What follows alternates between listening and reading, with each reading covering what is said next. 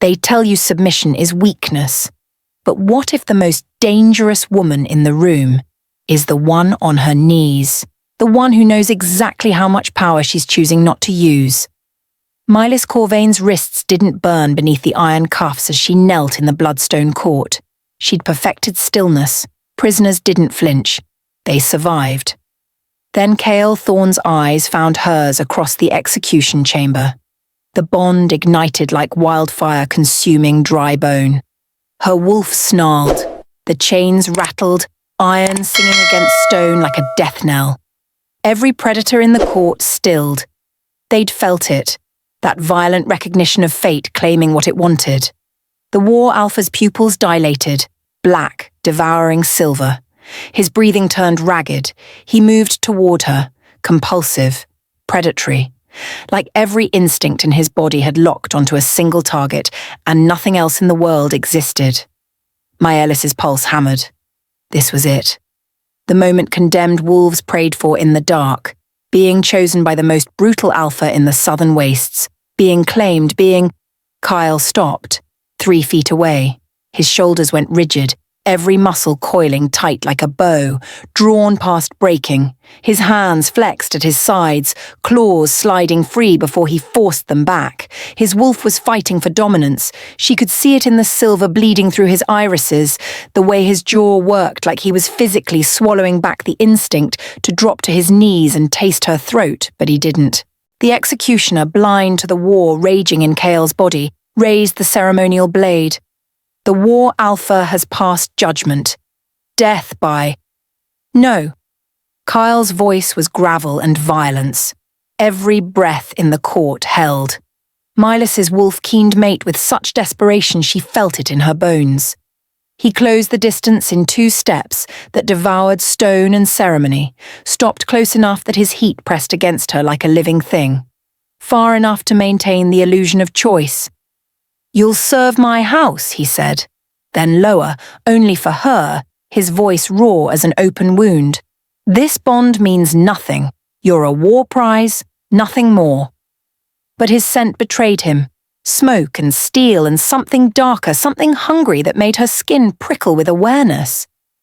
Want. Vicious and undeniable. Alphas couldn't hide need. The biology was too honest, too consuming. His body screamed for her while his mouth delivered condemnation. The bond didn't care about her crimes. It just existed. Chemical. Absolute. Destiny choosing without asking permission. But Kyle looked at her like she was an infection that needed cutting out, a vulnerability that would destroy him if he acknowledged it. Fascinating, how something so primal could feel so deliberately cruel. If you're listening right now, help me prove something wrong.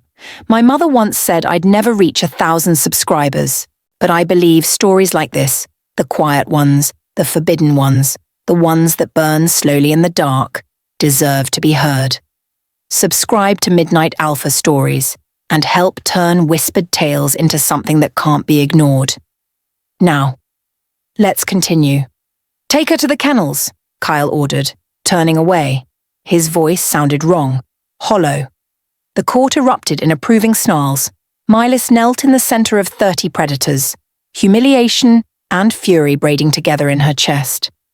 The traitor, the rebel wolf who dared fight against an alpha who collected broken things. Of course he wouldn't claim her. Kyle walked away. His beta followed, already discussing her utility. But before he reached the archway, before he could disappear into his fortress of control, he looked back. Just once. His eyes burned pure silver. Absolute wolf. Absolute hunger. Absolute denial. And Mylis understood with sudden, dangerous clarity.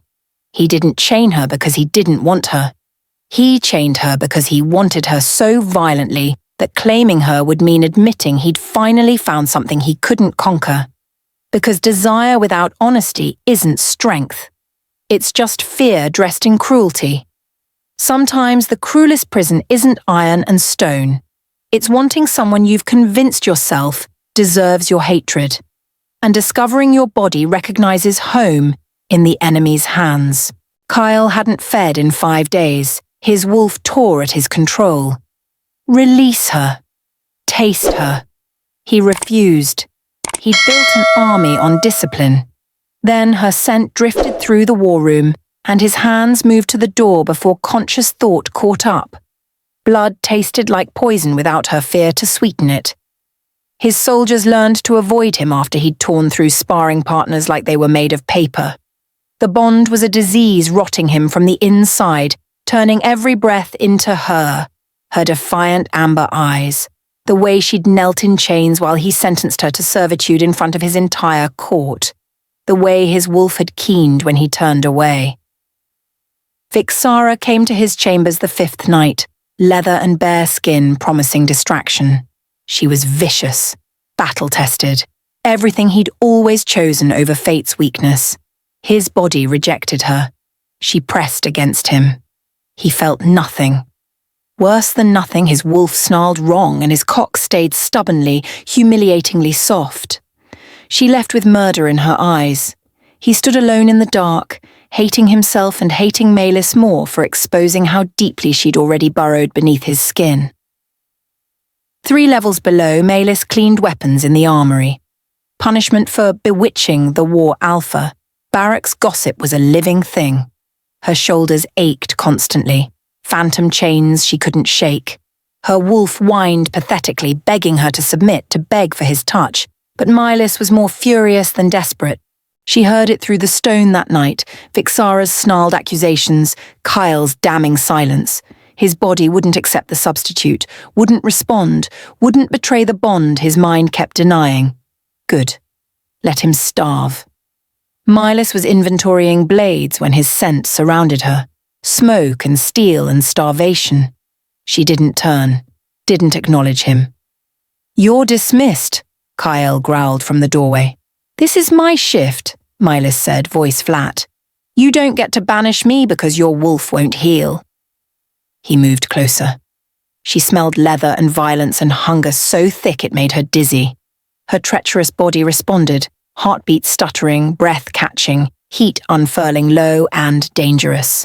Chemistry didn't care about hatred. "My wolf is irrelevant. Your wolf is currently shredding your control to get to me. I can smell how badly you want this. Don't insult us both by pretending you're unaffected." His eyes bled silver, wild, starving. He took another step and she saw it, the visible evidence straining against leather, the way his throat worked with each swallow. His hands shook. His breathing turned ragged. Every muscle locked tight with the effort of not closing the distance and taking what his body screamed for. "Want isn't consent," he bit out. "No," she agreed, meeting his burning gaze without retreat.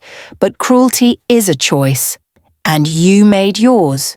So get out of my space before your body admits what your pride keeps denying." He wanted her submission, but he wouldn't acknowledge her humanity.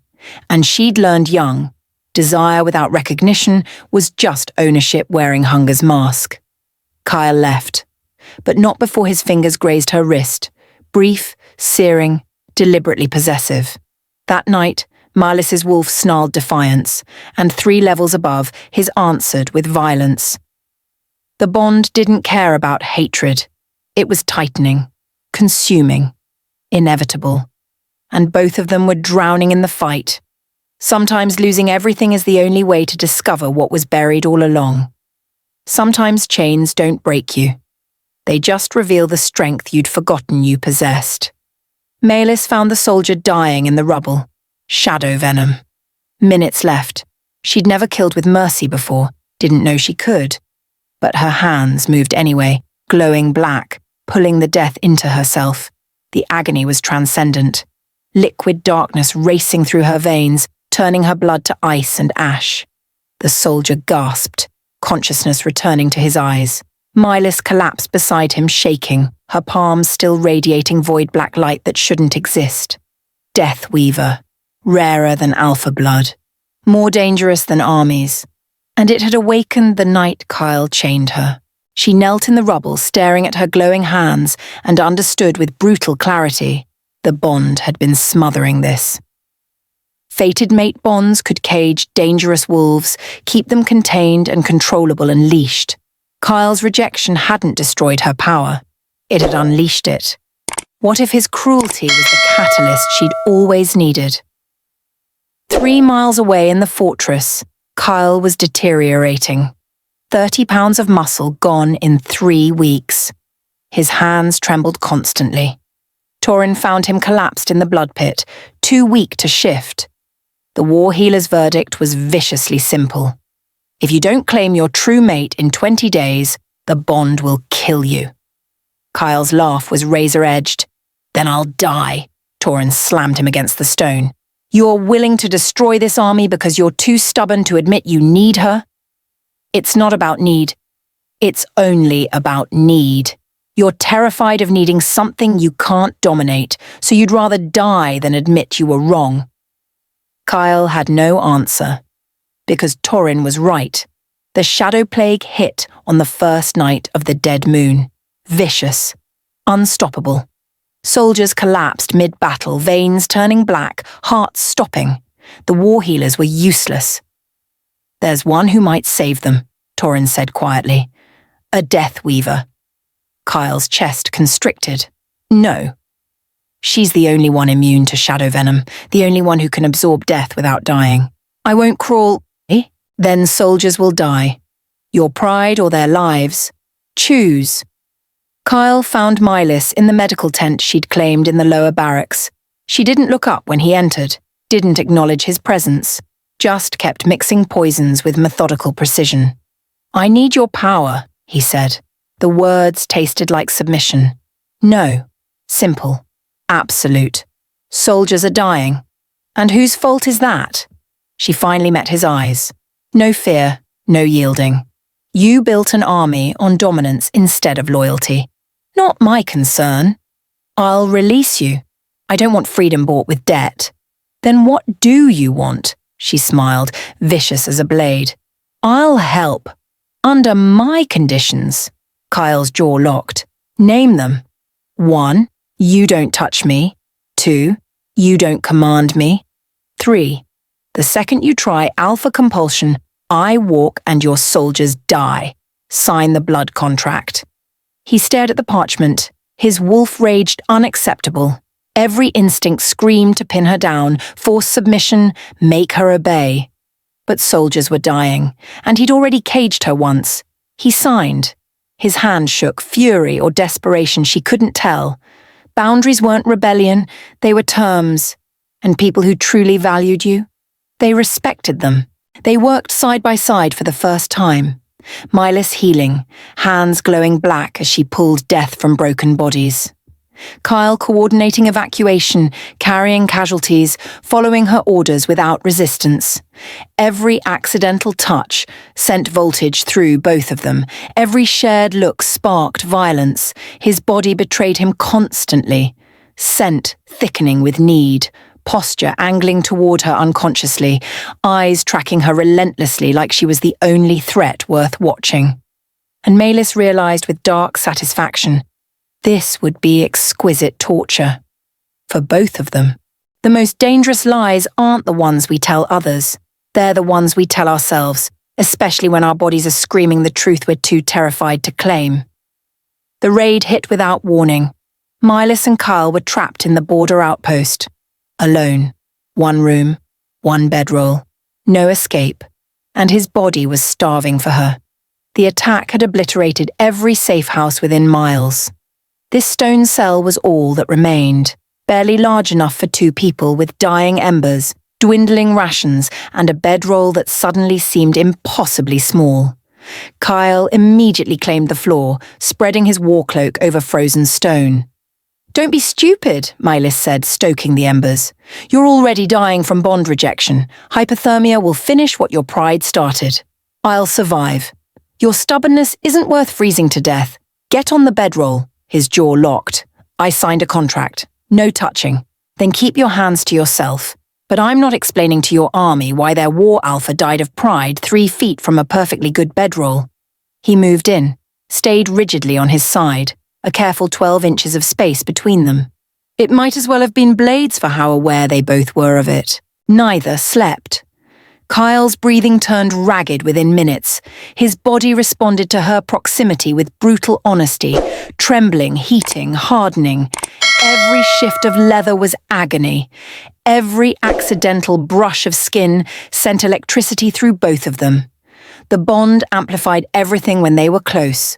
Want became hunger, became torment. Marlis felt it too. Her wolf purred, satisfied for the first time in weeks. Her body betrayed her with heat unfurling low, breath-catching, hyper-awareness of every inch of him not touching her. She hated how much she wanted to close that 12 inches, hated that chemistry didn't care about self-preservation. Why? Kyle's voice shattered the silence around midnight. Raw. Wrecked. Why did you fight the bond before I could? She turned her head. His eyes were silver in the ember light, starving. My sister, he continued, staring at the ceiling. She was killed because enemies used her mate bond against her. They captured him, broke him. She felt every second through the bond, every bone, every scream. It destroyed her from the inside, made her reckless. They killed her while she was desperate, then killed him anyway. Milas's chest constricted. Understanding crystallized. So you chained me to protect yourself, she said quietly. Not me. Yes. The admissions seemed to bleed him. I won't be her. I won't let need make me weak. And what are you now? She turned fully toward him. You can't eat, can't sleep, can't function. Your body's destroying itself, fighting what it needs. Is this strength? He had no answer. I can smell what you need, Milas whispered. Dangerous territory. Kyle's eyes were molten silver in the ember light. Needing isn't the same as claiming. No, she agreed. But you're lying to yourself if you think chaining the bond will make the need go away. Your body knows the truth. He shifted closer, not touching, but heat radiated between them like a living weapon. What is the truth? His voice was gravel and violence. That you need me. That your wolf is shredding you apart. That every second you deny this bond, you're dying. His hand lifted, hovering near her throat, trembling, close enough she felt the heat of his palm without contact. May I? He asked, voice breaking. She froze. He was asking, not commanding, not taking, asking permission like her answer mattered more than his need. No, she said. His hand dropped. Pain flickered across his face, quickly buried. Why? Because you don't get to touch me when it's convenient and chain me when it's not. Decide what you need, Kyle. Then maybe I'll decide if I need it too. Consent wasn't just about claiming. It was about access, and she wouldn't give him hers until he stopped treating her like a weakness to eliminate. Morning came. The threat passed. They packed in silence, bodies still humming from a night of restraint that felt more intimate than claiming. Kyle's scent was branded on her skin. Hers on his. The bond screamed for completion. This doesn't change anything, he said as they prepared to leave. Milas smiled, vicious. I know. Your body needs me. But your fear still owns you. She walked ahead, leaving him in the small stone cell. Behind her, Kyle collapsed against the wall, shaking. The bond was winning. His control was shattering. And he was terrified of what would happen when it finally broke. Because needing her was one thing.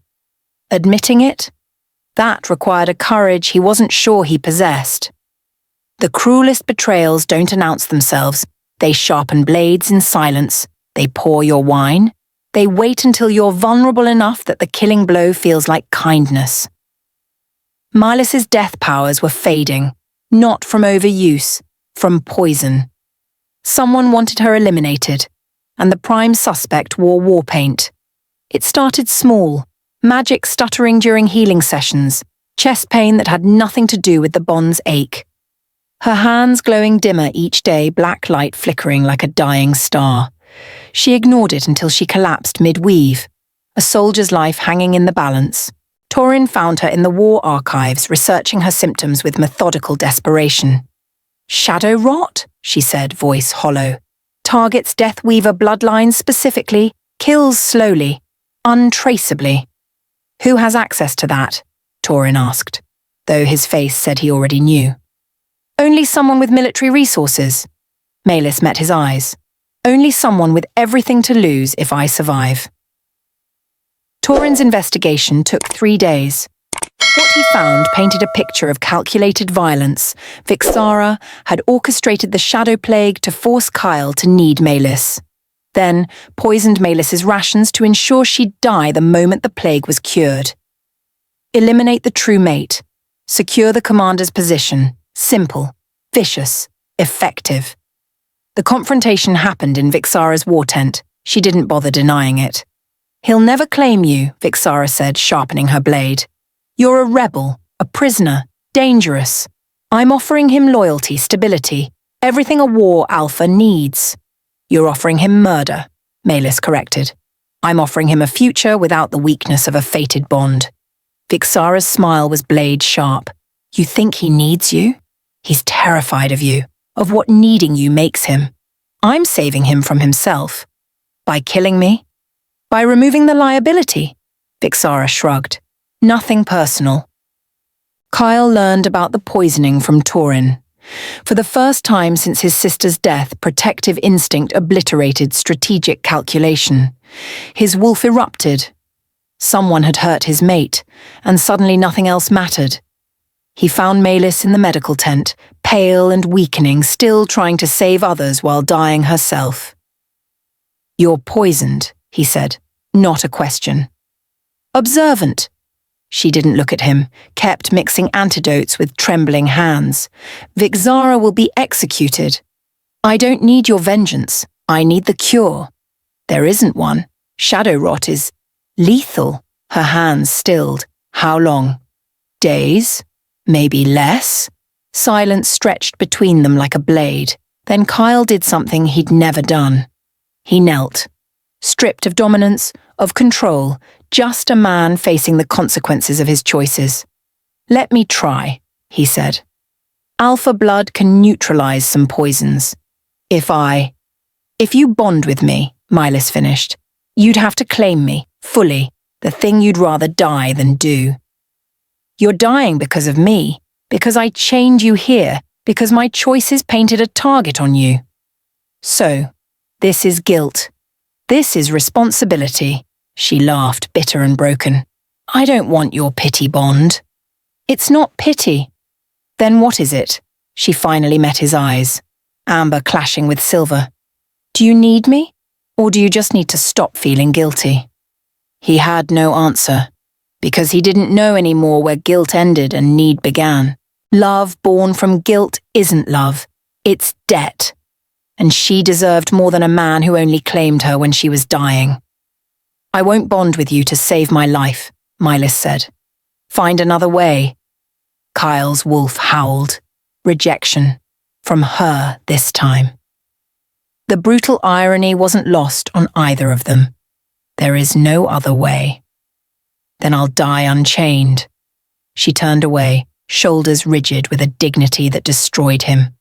Better than living as your guilt project. He left, shattered, but in the corridor, staring at his empty hands, he made a decision. He would save her, even if it cost him everything, even if she hated him for it, because maybe that was what love actually looked like, not claiming someone, but freeing them, even from death, even from yourself. True love isn't measured by what you're willing to claim. It's measured by what you're willing to destroy, and whether you'd let someone go even when keeping them costs you everything. Kyle stood before the blood altar, blade in hand. To save Malis, he had to sever his alpha power. The army, the command, everything. His wolf whispered, "She's worth it." For the first time, he agreed. The ancient ritual was forbidden for good reason. An alpha could transfer his power to break any curse, but it cost him his dominance, his strength, his very nature. The magic required blood. Pain. Sacrifice so complete it would hollow him out and leave him ordinary. Mortal. He began alone in the war temple, starlight streaming through broken stone. Didn't tell Malis, she'd refuse, and he couldn't watch her die clinging to pride when he'd already chained her with his. The blade bit deep into his palm, blood on obsidian, words in a language older than wars. The agony was transcendent, power draining from his veins like lifeblood, his wolf screaming as it was torn from his soul piece by piece. Every cell fought the separation, every instinct howled against becoming less. But he thought of Melis's amber eyes, her hands glowing black as she healed others while dying herself. And he didn't stop. The bond broke. Not like rejection, like amputation. One moment the silver thread connected them. The next, silence. Empty. Free. Worth it. Melis woke to silence. The poison was gone, magic flowing clean through her veins again, but the bond, the constant hum of awareness that had tortured and connected her to Kyle, was absent, severed, dead. She found Torrin in the corridor. What did he do? Torrin's face said everything. He gave up his alpha power, transferred it to break the curse, the bond. It couldn't survive the ritual.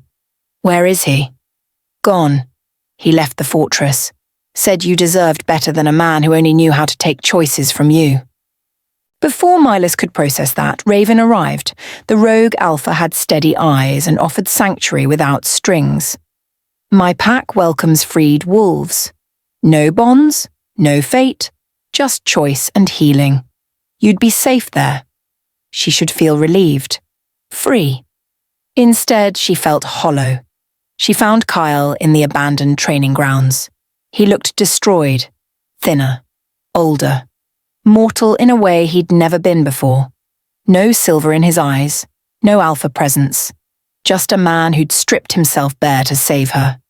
You broke the bond, Milas said. Her voice was eerily calm. Kyle looked up. You were dying. So you decided for me. Again. I saved your life. You took my choice. Her voice rose, cracking. I said no. I said I'd rather die unchained than be your obligation. And you did it anyway. I couldn't watch you die. That's not love. She was shaking now. Love is respecting my choices even when they terrify you. You still think you know better. You still think my autonomy is negotiable. He flinched like she'd struck him. I thought you'd want to live. I did, but I wanted to choose how, and you stole that from me. Silence stretched between them. Heavy. Final. I'm sorry, he whispered. Are you? Or are you just sorry I'm angry? He had no answer, because maybe she was right. Maybe even his sacrifice was just another form of control, deciding her life was worth more than her choice. Wasn't that exactly what he'd done from the beginning? Protection without consent was just dominance with better packaging. Even life-saving choices had to honor agency. Anything else was ownership. I'm leaving, Milas said. Raven offered me a place in her pack. No bonds, no fate, just choice. Kyle's face went grey. You'd choose her? I'm choosing me, she corrected. And right now, that means distance from you. She walked away, didn't look back, left him standing in the empty training grounds with nothing, no command, no mate, no bond, just the weight of every choice he'd made and the crushing realization he'd saved her life, but lost her anyway, because he'd never learned the most important lesson. You can't love someone into being yours. You can only love them enough to let them be free. And freedom includes the right to walk away, even from the man who'd burn down armies to keep you breathing. The hardest lesson isn't learning to let go. It's learning to stand still while the person you love builds a life that doesn't need you and finding peace in their freedom instead of rage in your loss. 3 months later, Milas thrived. Kyle existed, and the difference was killing him. Raven's sanctuary sat in the eastern territories built by freed wolves who'd turned their scars into strength. Milas taught death-weaving classes to wolves discovering powers that had been caged by unwanted bonds. She laughed more, smiled easier, moved through the world like someone who'd finally stopped shrinking to fit someone else's fear. Focus on the darkness, she instructed Silen, a young wolf whose mate had chosen safety over her. Don't fight it. Let it flow through you. Death Weavers don't resist the void, we master it. Silen's hands glowed black. The dying wolf she was healing gasped as poison drained from his veins. I did it! Silen's joy was blinding. Milas laughed, full, bright, alive. You did, and you'll do it again. Your power was always there. He just made you dangerous enough to cage. No bond pain, no desperate hunger clawing at her chest.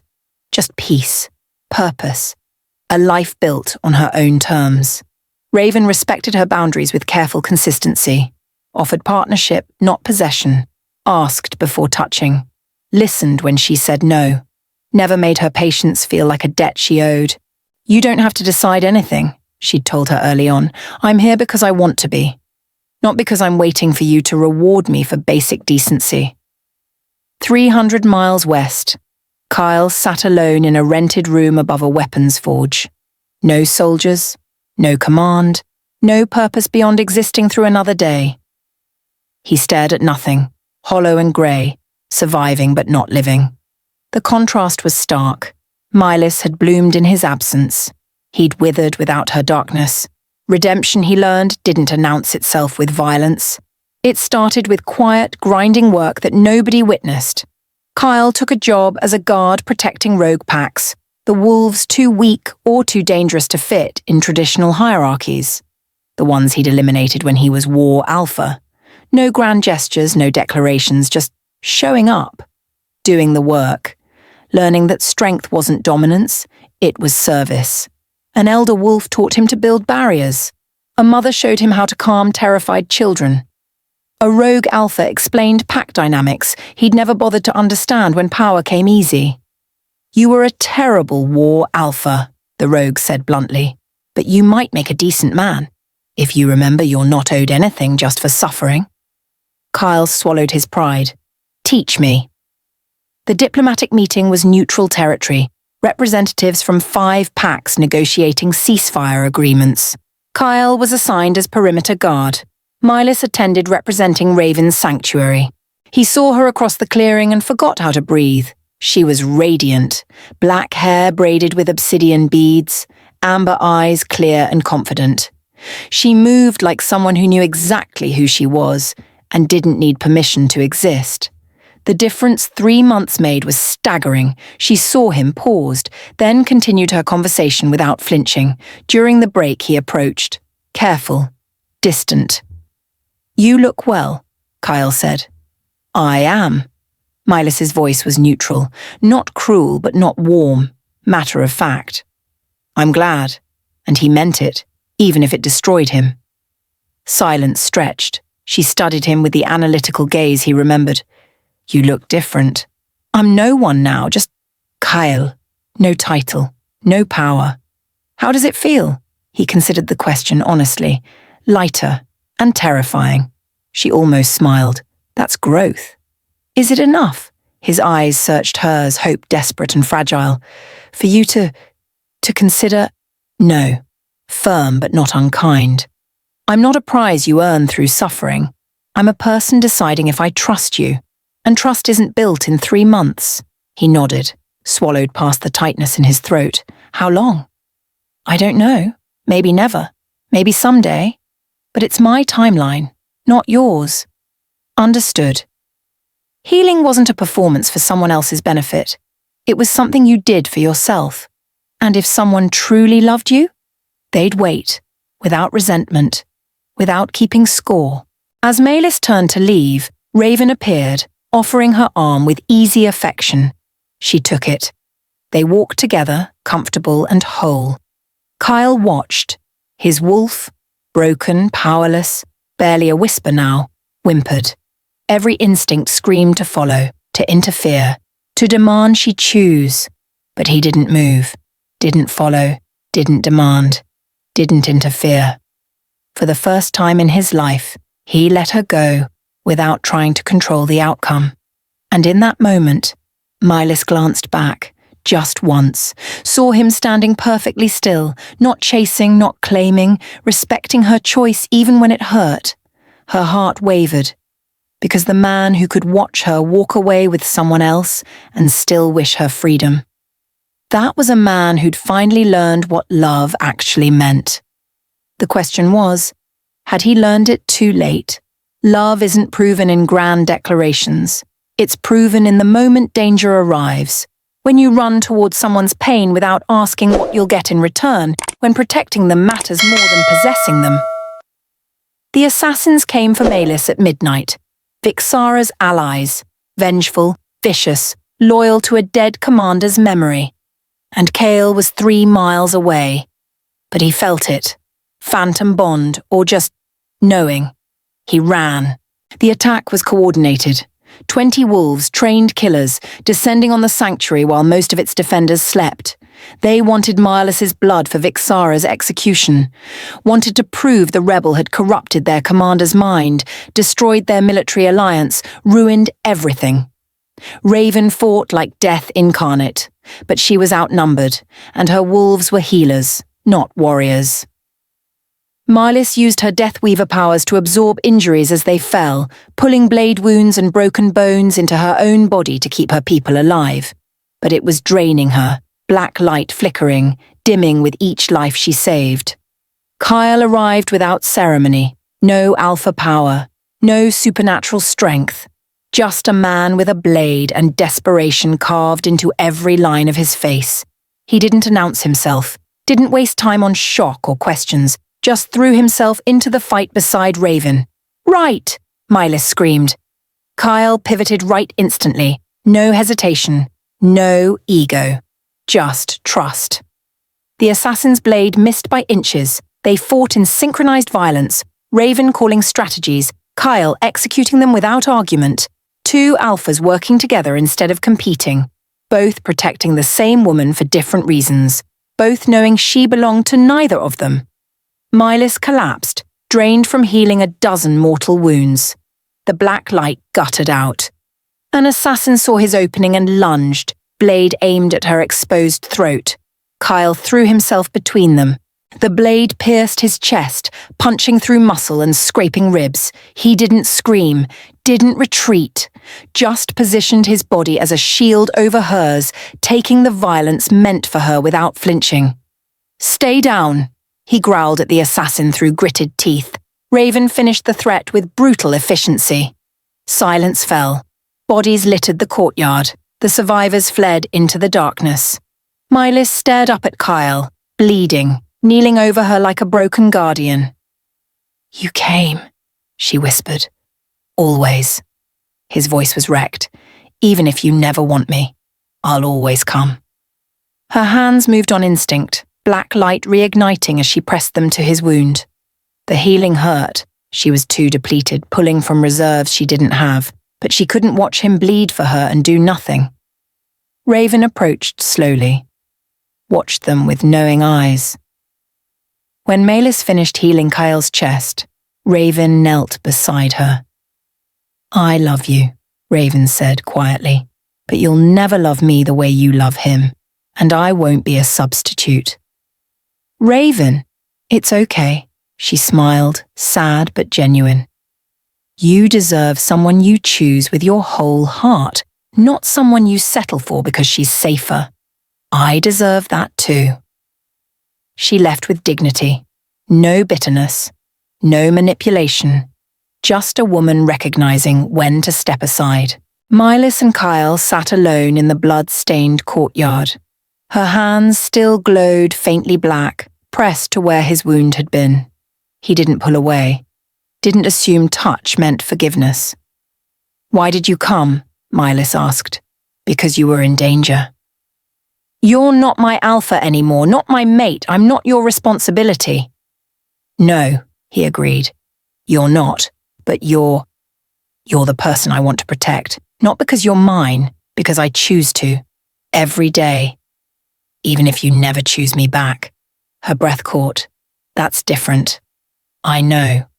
He met her eyes. No silver, just human grey, tired and honest. "I'm different. It took losing everything to understand. I don't want to own you. I want to know you. To earn your trust, your time, maybe one day your love. But only if you offer it freely." Tears pricked her eyes. What if I can't? What if you hurt me too badly? Then I'll live with that. His voice was steady, final. Because your healing matters more than my needing. Your peace matters more than my redemption. You don't owe me anything, not forgiveness, not a second chance, nothing. This was what love looked like.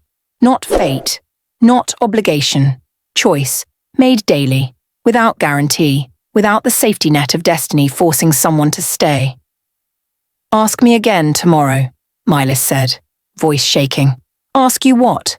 If I'm ready, if I trust you, if I want this. Hope blazed in his eyes, desperate, fragile, beautiful. And tomorrow? I don't know. But I'm willing to find out. He smiled, broken, beautiful, real. The smile of a man who'd learned that love wasn't about winning. It was about showing up, every day, without keeping score. Then I'll ask, he said, every day, until you're sure. And for the first time, Mylis believed him.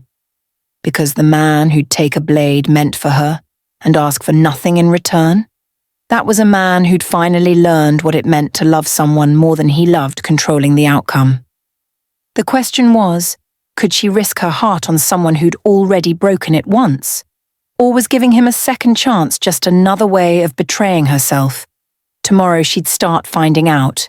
The most radical act of love isn't choosing someone despite the pain they caused. It's choosing yourself so completely that when you finally choose them, it's from wholeness, not woundedness. From power, not need.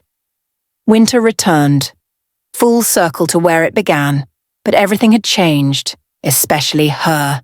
6 months of intentional courtship. No bond, no fate. Just two people learning each other like strangers who might become something more. Kyle asked her on walks, patrols through the territories, shared meals, quiet conversations by firelight. Sometimes Mylis said yes, sometimes she said no. Both answers were respected without resentment. He worked as a combat instructor now, training young wolves who'd been told they were too dangerous to trust. She was head healer at the sanctuary, teaching Deathweavers to transform darkness into strength. They built separate lives that occasionally intersected, by choice, not necessity. Mylis stood in her healing room, preparing for the winter blood ceremony, and reflected on how far she'd travelled. A year ago, she'd been a prisoner desperate for a war alpha's mercy. Now, she was a woman who'd built an empire from her own power. I used to think being claimed meant I was valuable. Now I know I was always valuable. The question was whether he was worthy of me. She was whole, with or without Kale. That wholeness was what made choosing him safe. She wasn't looking for someone to complete her. She was looking for someone to walk beside her, as an equal, not a conqueror. Kyle found her in the training grounds at dusk. He looked different now. Softer edges, steadier eyes, hands that asked instead of demanded. No command, no power. Just a man who'd learned humility through loss. "Can I ask you something?" His voice was careful. "You're asking permission to ask permission?" She almost smiled. "I'm trying to respect your boundaries. Ask." He took a breath, not the claim she expected. "Will you build a life with me, where we're equals? Where I don't command and you don't obey, we just walk together?" Her heart stuttered. "What if I want to walk ahead sometimes? Then I'll watch your back and cheer you on." No hesitation. He meant it. "What if I need space? Then I'll give you space. What if I'm angry? Then I'll listen, and I'll sit with your anger without making it about my guilt. What if I change my mind?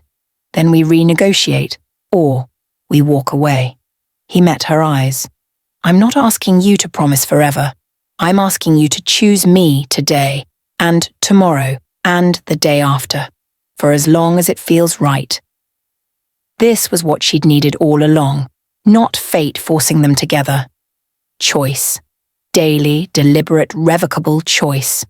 "Yes," she said, "I'll build a life with you, on my terms, with my boundaries, and the freedom to leave if you ever make me feel caged again. Deal." The winter blood ceremony arrived with fresh snow and old memories. This time, Malis attended as head healer, honoured guest at the high table, not prisoner in chains. Kyle attended as her partner, not as war alpha. When the dancing began, he offered his hand. "May I?" he asked. She took it, answering without words. They danced not because fate demanded it, but because they wanted to. Because choosing each other felt like coming home and setting yourself free simultaneously. Later in the courtyard where it had all begun, snow fell soft and clean. Fire crackled, casting golden light across the stones. Kyle wrapped his cloak around Melis's shoulders. She wore thin leather, unafraid of the cold. She'd survived worse. "You're sure?" he asked. "About us?" She looked up at him, grey eyes that had learned to see her, scarred hands that had learned to ask. No command, no supernatural power, just a man who'd been broken down and rebuilt into someone capable of real love. "I'm sure about me," she said. "And because I'm sure about me, I'm sure about choosing you, today, tomorrow, for as long as it feels right.